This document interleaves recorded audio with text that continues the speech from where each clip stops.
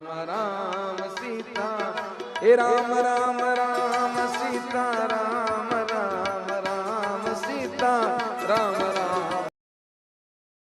सीताराम ज्योतिष ढिंडाला YouTube channel पर आपका हार्दिक स्वागत।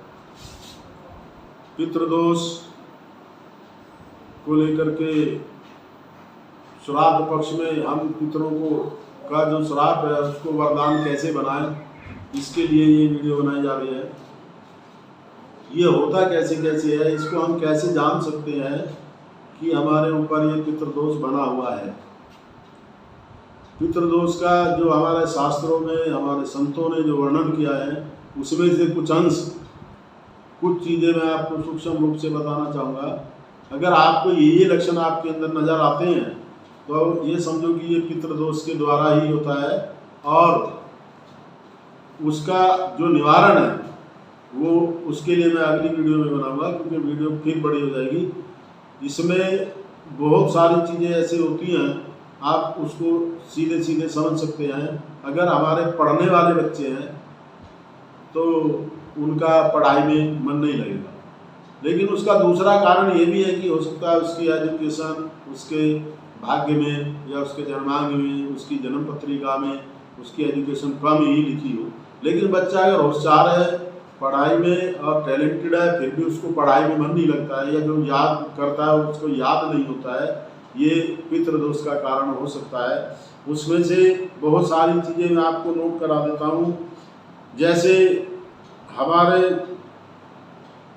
संपत्ति को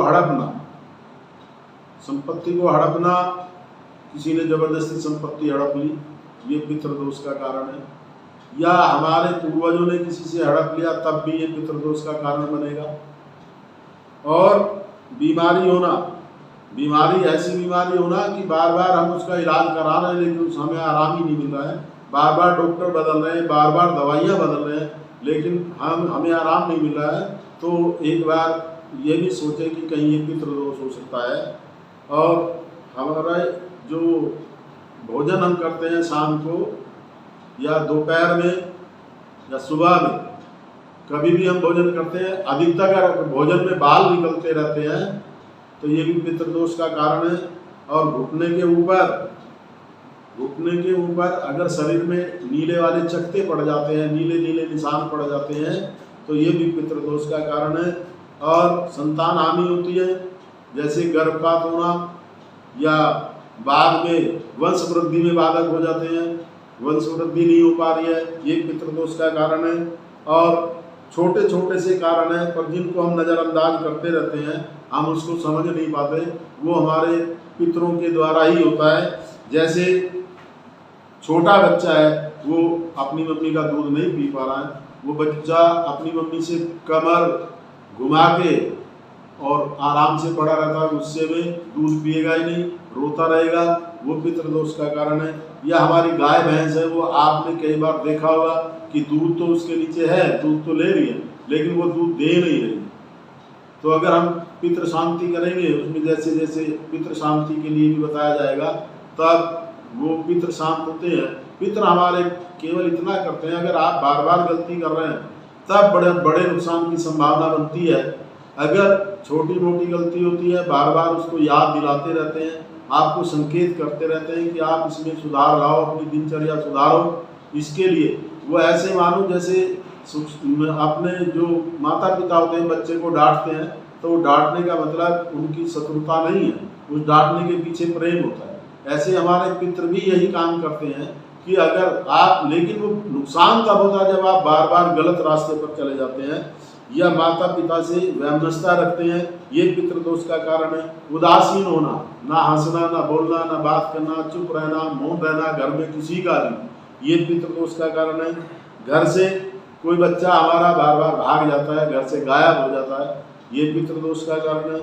और भूत पिशाच की स्थिति बन जाती है, जैसे किसी को ऊपरी हवा होना, ये होना, वो होना, या उसको ऐसे लगने लगता है कि हमारा काम पूरा नहीं होगा।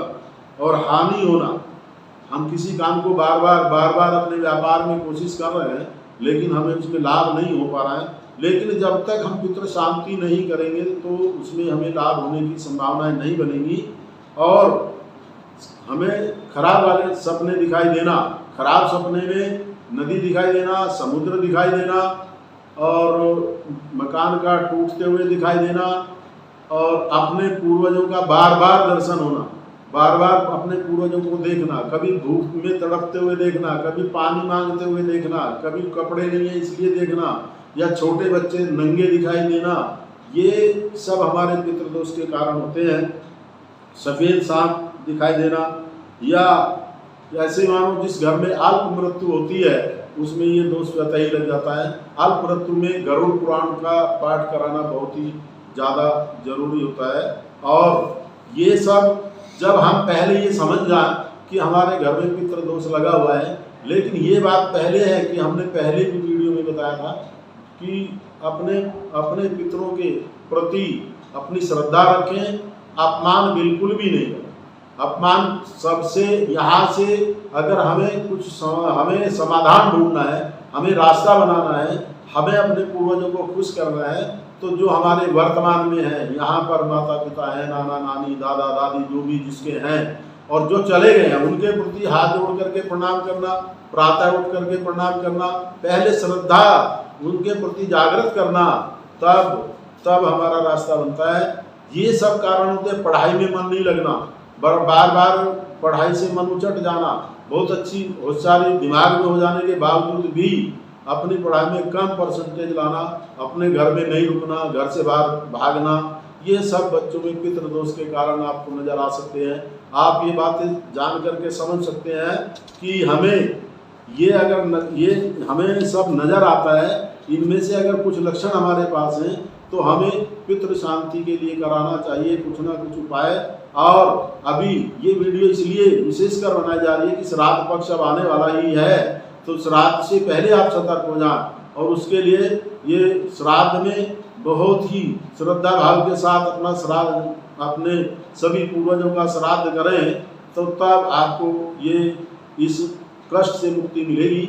और उसमें हम कैसे श्राद्ध, हमें श्राद्ध में कैसे पूजा पाठ या दान आदि हमें करना चाहिए, इसके लिए आप अगली वीडियो में सुनेंगे।